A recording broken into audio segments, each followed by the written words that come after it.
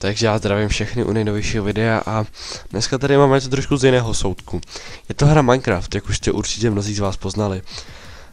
Dneska se bude jednat o návod na plugin Rezidence. A návod, je to vlastně konkrétní návod na server Funnycraft.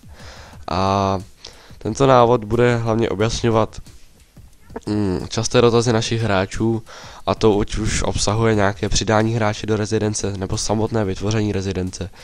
Takže jdeme k takovému tomu základnímu infu. Maximální šíři, kterou může vytvořit hráč jako rezidenci, je 25×25 bloků. To můžete vidět tady ohraničeno tímto redstonem. Takto. Rezidenci můžete tvořit buď pírkem, anebo sekirou. Jenom k tomu pírku bych ještě objasnil, že momentálně to nefunguje, ale v co nejbližší době to asi spravíme. Takže to je vlastně všechno a teď se přesuneme do praxe. Takže až jsme tu zpět, jsem tu zpět v praktické části. A jak jste viděli, jak můžete vidět, tak jsem tady postavil takový malý baráček, který si můžete postavit i vy. A vlastně se můžete dostavit jak chcete, protože plocha 25×25 kostiček je celkem velká.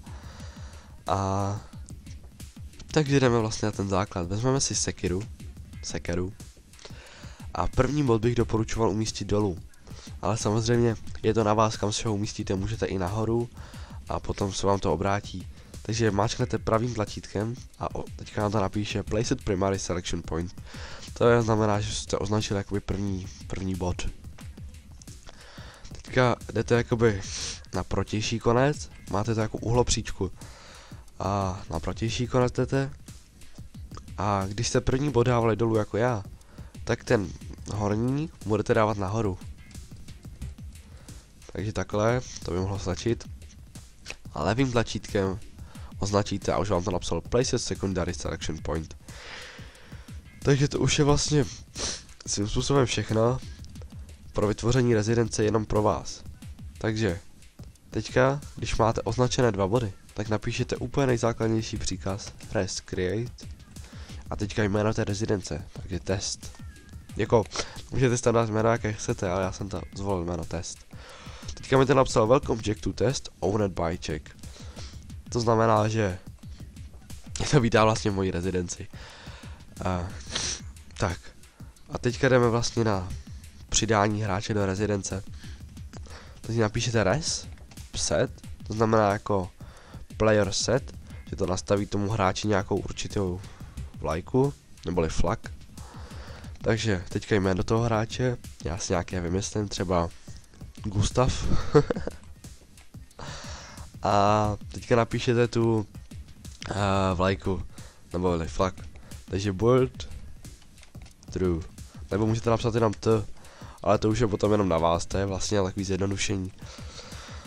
Teďka tady hráč Gustav může prostě ničit, ale nemůže používat tady dispendery, fornejsky nebo pece, nebo enchanting table, nebo prostě mačkat tlačítka, takové základní věci. Takže vy napíšete res set, zase jméno toho hráče a teďka tu vlajku, takže use nebo use true. Teďka to napsalo se, že flag set, vlajka je nastavená, takže ten hráč může normálně vlézt do dávkovačů, dispenseru nebo do furnacek nebo pecí. Tak. Další je tu vlajka, kterou bych doporučoval mu dát, protože když se podíváte, tak vy, když jste majitel toho hráče, teda této rezidence, tak takhle když se vezmete si pavučinu a kliknete, tak se vám zobrazí vlastně, kdo tady má všechno nějaké vlajky. Takže tady máte vy, jako tady, naše vlajky je, že můžeme otevírat nějaké bedny, tohleto se omlouvám, nevím, co to znamená. Tohle to znamená, že můžeme používat nějaké ty tlačítka, tohle to, že můžeme stavět a tak dále. A tady máme zase ostatní vlajky, a to znamená, že ten Gustav, kterýho jsme sem přidali, může teda otevírat, teda může používat ty dispendery, prostě cokoliv, co se mačká, alebo do čeho se můžete dostat, kromě nějakých beden, a může stavět. takže my mu ještě povolíme, aby se mohl dívat do nějakých beden. Takže res, set, Gustav, nebo to je jméno toho hráče. A teďka tu vlajku, takže container, true. Tak, teďka mi to nastavilo tu vlajku. Takže hráč Gustav už může teda otevírat ty pece, stavět a dívat se do beden. Samozřejmě mu to můžete přidat ještě tyhle ty zbylé vlajky, které uděláte stejným způsobem, takže ignite a move. Takže ignite, true a to move, true. Tak. Teďka má vlastně všechny vlajky, které máte vy. Akorát, že nemůže přidávat ty vlajky, to můžete opět jenom vy, jakožto majitel. Ale když požádáte admina, tak on mu tu vlajku vlastně přidá, takže ten příkaz by byl res admin, set, Gustav, teďka tu vlajku, což je admin, true. Ale jak vidíte, já nemůžu dělat rezidence admina, protože jsem teďka vlastně na úplně normálním hráči. Ale normálně, kdybyste byli admin, tak to normálně využijete. Dalším takovou věcí, na kterou se hodně lidí ptá, je to, proč když vytvoříte rezidenci a máte zde pistonový stůl, třeba, tak ho nemůžete vlastně ovládat. I když tady máte, mám se redstone torčku a vy je dáte pryč, jo, tak prostě pistony jsou vlastně jakoby buglé. To je způsobeno tím, že tady v té rezidenci, když se nastaví, tak se prostě vám nepoteče voda, teda takhle voda, láva, nic se vám nezapálí, jo, nebo zapálí, ale ten oheň se nebude rozšiřovat. Tak. Takže já vám ještě ukážu, jak to všechno jakoby vynulovat. Takže když chcete, aby vám fungovaly ty pistony, tak napíšete res, set, piston, true. Jo? A teďka jsou vlastně furt bugle, ale když vy byste tady vedle nich, teda takhle třeba, vidíte, dali prostě nějaký blok, tak už se prostě úplně vynulujou. Takže vy, když pod ně teďka dáte ty redstone torčky, ne, takhle,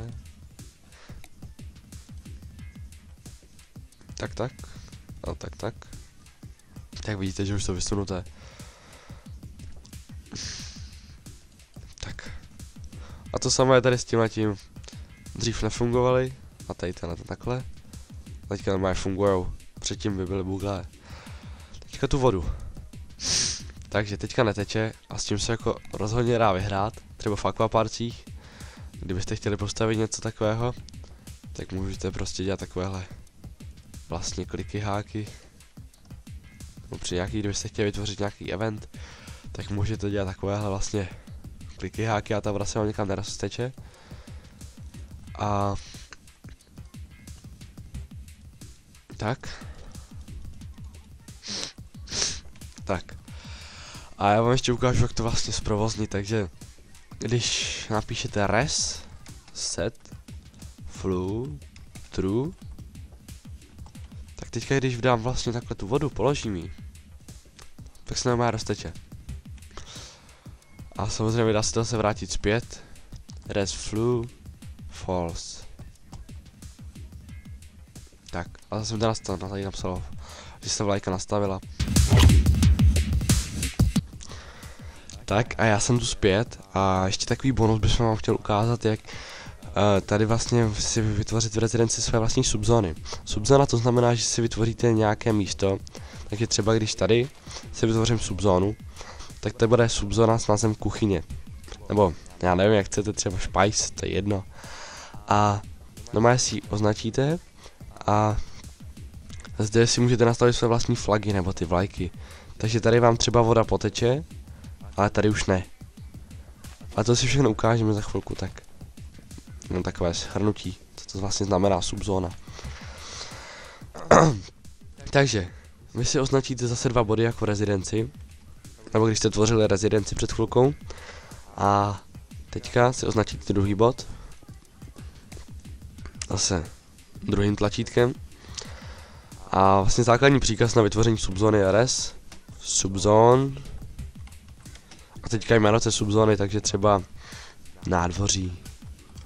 Tak a teďka mi to napsalo, že jsem úspěšně vytvořil tu subzónu nádvoří a napsalo mi to rovnou, že mě to vítá v té subzóně nádvoří, kterou jsem vytvořil. A tady ta test, to je vlastně název rezidence, nebo vždycky to první je název rezidence a to druhé, to je vlastně název subzóny. Takže já když si tady nastavím, tady, vlastně v té základní rezidence, teďka mi to napsalo vlastně, že jsem opustil tu subzónu, takže já když si tady povolím v této části vlastně toho pozemku res flow res set flow true, ne false, tak mi tady vlastně nic nepoteče jako předtím, ale já když půjdu sem a napíšu to samé, akorát že true a dám sem třeba takhle vodu, tak se prostě rozteče, nebo to samé s lávou. Ale. Tak, nádhera. No a to je vlastně všechno. Já vám děkuji za slednutí tohoto videa. Doufám, že vám to pomohlo a jinak IP adresa bude určitě v popisku videa a já se budu těšit u dalšího videa. Tak někdy, zase čau.